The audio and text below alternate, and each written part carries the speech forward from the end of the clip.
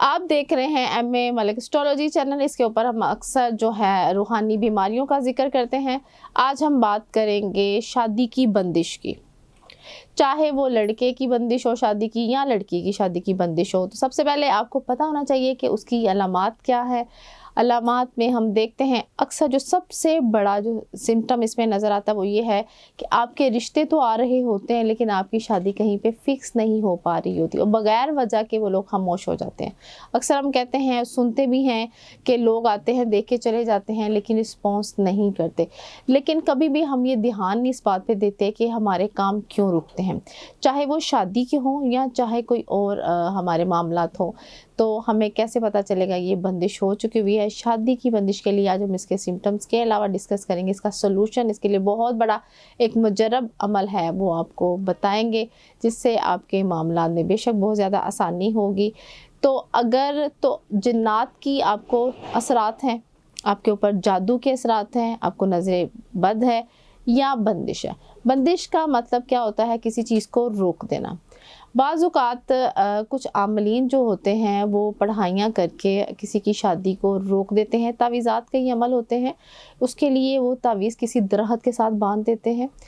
वो जैसे जैसे वो दरख़्त के ऊपर से वो उसके जो उसकी जिन्नाती असरात की वजह से, या जिन्नात अगर आपके घर में आए हैं, तावीज़ात के ज़रिए भेजे गए हैं, तो वो बंदिश जब तक आप तोड़ेंगे नहीं, क्योंकि आपके ऊपर हुआ एक अमल, जब तक ये अमल के ज़रिए अमल आप तोड़ेंगे नहीं तो ये शादी की बंदिश बिल्कुल भी नहीं टूटती। कुछ लोग क्या करते हैं, मैंने बहुत सारे लोगों को पर्सनली ऑब्ज़र्व किया है, वो सूरह यासीन की पढ़ाई का एक वजीफ़ा है जो करते हैं। अगर आप सूरह यासीन पढ़ रहे हैं या आपको लगता है आपके ऊपर जादू या जिन्नात का, आप सूरह बकरा पढ़ रहे हैं लेकिन आप आमिल नहीं होते, इसलिए अगर आपके लिए किसी ने कोई चीज़ दबा दी है, कहीं पे बांध दी है, किसी वज़न के नीचे रख दी है, आपको खिला दी है, या जिन्नात आपके घर में आ जाते हैं। क्योंकि बहुत सारे लोग हैं, आपने ऑब्ज़र्व किया होगा, जिनके रिश्ते की बंदिश हुई होती है, जब उनको देखने के लिए कोई आता है, उनमें से कहीं ना कहीं फैमिली में से कोई ना कोई बंदा जो है नेगेटिव एनर्जी जनरेट करना शुरू कर देता है। जिन्नात की बंदिश अगर शादी के लिए की गई हो तो वो किसी ना किसी बॉडी को पोजेस्ट करता है। वो आपके घर से भी हो सकता है, वो जो देखने आते लोग हैं उनमें से भी कोई बंदा हो सकता है। तो वो कोई ना कोई आपके लिए प्रॉब्लम क्रिएट करेगा और बगैर वजह के शादी का इनकार हो जाता है। उस बंदिश का तोड़ना भी बहुत ज़रूरी होता है।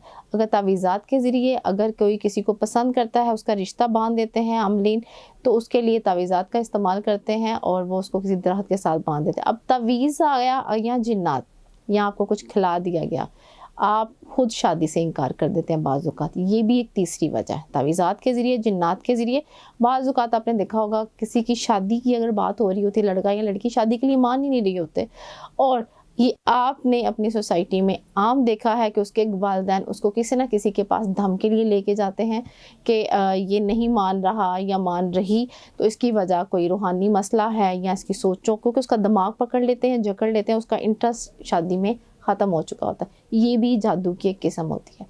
सबसे पहले तो आपको पता होना चाहिए कि अगर ये सिम्टम्स हैं तो इट मीन्स कि आपकी शादी की बंदिश है। तो इसके लिए बाकायदा तौर पे सदक़ात होते हैं, नवाफ़िल होते हैं, पढ़ाइयाँ होती हैं। आप ऐसा कौन सा मुजर्रब अमल करेंगे कि आप शादी की बंदिश को तोड़ेंगे? तो शादी की बंदिश और रुकावटों को ख़त्म करने के लिए आपने 1100 बार आयतल कुर्सी पढ़नी है इशा के बाद। ये 11 दिन का अमल है।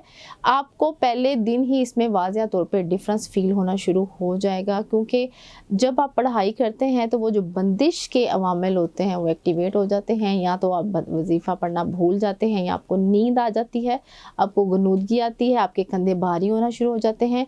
तो आपको पता चल जाना चाहिए, आपको खुद से डायग्नोज करना ये मुश्किल काम नहीं कि आपके ऊपर किस किस्म की बंदिश है, क्योंकि जब बंदिश टूटने लगती हैं वो चीज़ें, वो बदअसरात, अगर आप पानी दम करके पिएंगे तो आपको पता चल जाएगा कि आपके लिए, आपके ही लिए बाकायदा तौर पे कोई अमल किया हुआ है और वो चीज़ें टूटना शुरू हो जाती है।